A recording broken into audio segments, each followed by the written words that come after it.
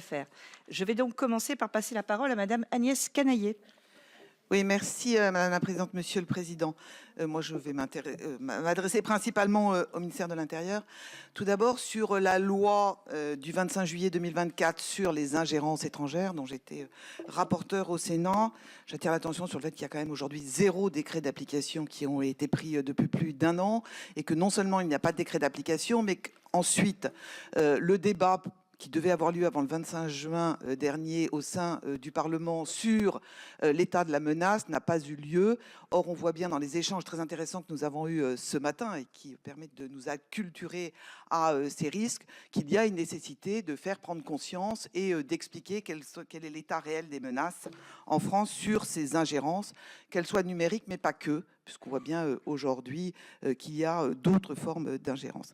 Ça, c'est ma première question. Ma deuxième question, c'est ma deuxième casquette, puisque je suis en charge des élections à la ville du Havre, qui est la plus grosse utilisatrice des machines à voter.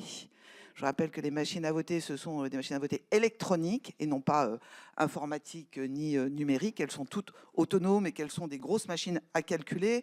Professeur Moutou, vous nous dites qu'il y a un sentiment d'insincérité qu'on entend régulièrement depuis 20 ans que nous utilisons ces machines à voter au Havre, mais qui n'ont jamais été prouvées. L'ANSSI qui nous a jamais prouvé les risques que faisaient courir ces machines à voter. On pensait avoir avancé sur cette question-là, mais patatras, nous avons un nouveau gouvernement.